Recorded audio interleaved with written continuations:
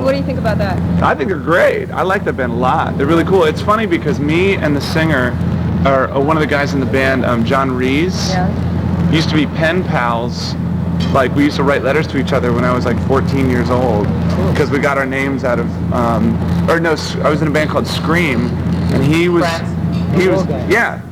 in a band called Pitchfork. This was like a long time ago, and they opened up for us, and so we just started writing letters. It was cool. So, what other American bands are there that we should be listening to, but we don't really get to hear? You should be listening to the Amps. You should be listening. Yeah, we played with them in Australia. They were amazing, totally, and they might come on tour with us in America. You should be listening to Wool, which is a band from California. We got the EP, and they're awesome, man. They're amazing. They're totally great. Who else? There's a band called That Dog that are on Geffen. They're amazing.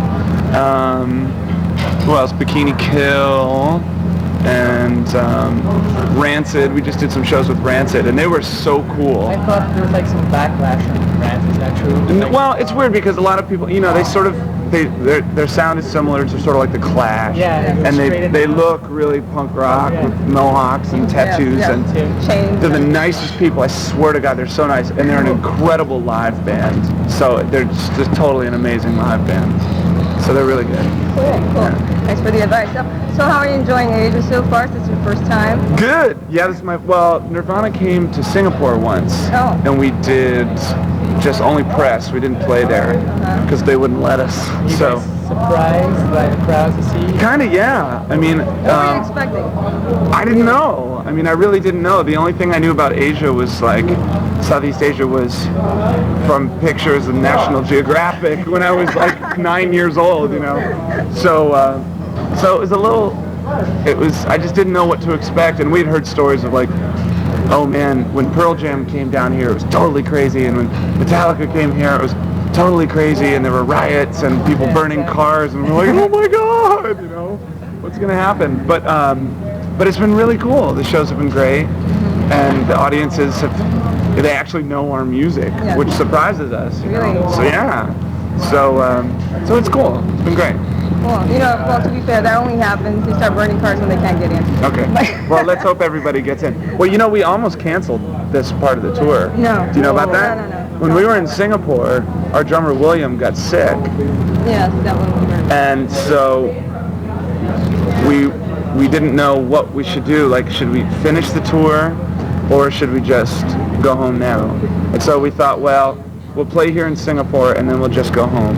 And like all of our equipment was at the airport in the truck. All our tickets were changed. And then we thought, you know what? We should probably stay. So then we ended up staying. And I was like, and I'm glad we did because the show's been great. Thanks for That's okay. coming over. That's all right.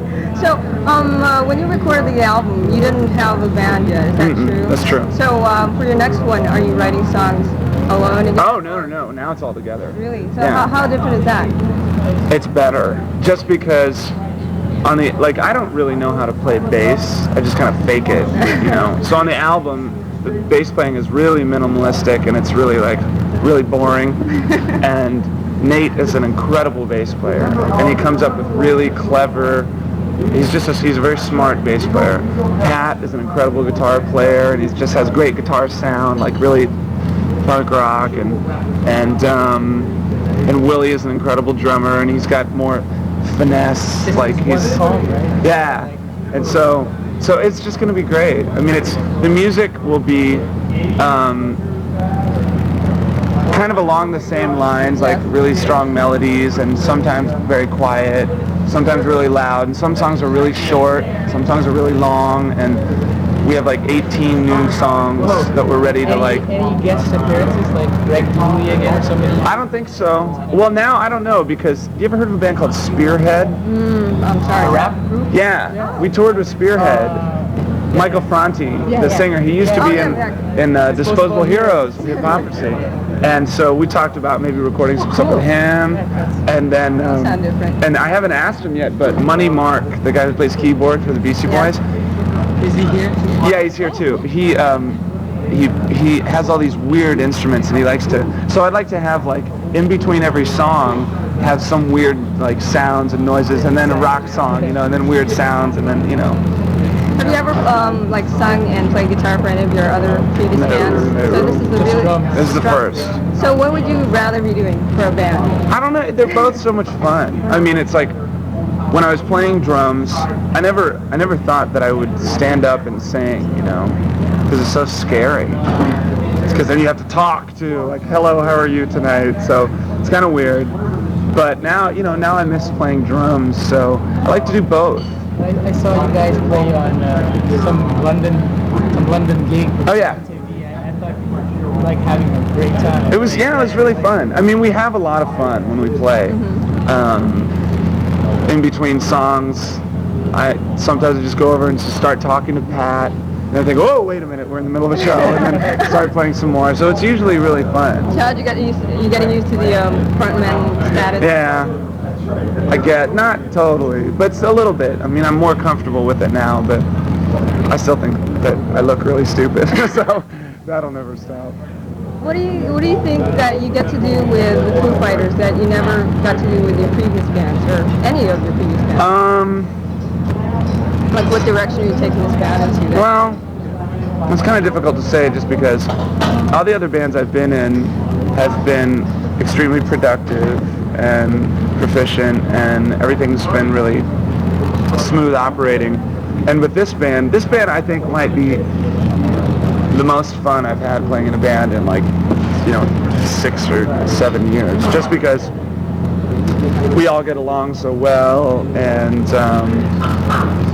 we're just like little kids, and to us this is, you know, this is a luxury. I mean, we've all been in other bands, and that's why we started this band, was because Nirvana was no more and Sunny Day Real Estate had broken up, and so we just sort of wanted to keep on playing music.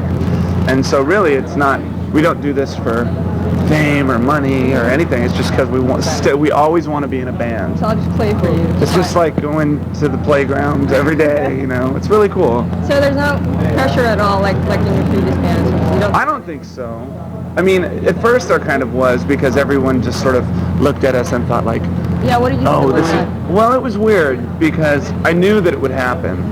Yeah. So I expected it, and I thought, well, you know, if that's what's gonna happen, then that's what's gonna happen. And like, I'm not gonna stop playing music because people are always gonna say, oh, that's the guy from Nirvana.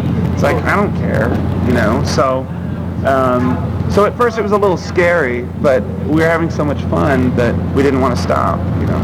Now, what's the difference? You know, do you take a different approach, like playing like in Seattle, hometown, or like here in Asia? Well, Seattle's weird to play, just because, I mean, no, not really, but we never have a good show in Seattle. Like, we never, because there's too many friends, there's too many family, like, too many people that you know. So when you come here and you don't know anybody, it's like, woo, you can have fun. But then, like, when my mother comes to the show or something, I'm just like, oh, I hope I don't sing bad for my mom, you know, so that kind of thing. What would you consider a good concert for you guys? Oh, just when we establish a relationship with the audience and you smile and... Something like stage diving around tonight or something. The kids here, you'd be surprised. I'm sure they go crazy, right? You know, well, see, my whole theory on stage diving and slam dancing and moshing or whatever is that I don't want to see anybody get hurt, you know. And in England, in Europe, they hop up and down. Like, they don't go side to side, so they do this hop, and it's really cool, and it's rhythmic, you know, and so it's like everyone jumps to the beat, and it's really cool. It's like a dance, you know. Stage diving, it's like, I wouldn't do it now. I used to do it when I was, you know, 15 years old, like every time there was a show, woo! It was great, but people don't really take care of each other anymore, you know. Like 10 yeyears ago or 15 years ago, when there was a punk rock show, if someone fell down on the floor, everybody picked him up. If someone dove off the stage, everybody would catch him.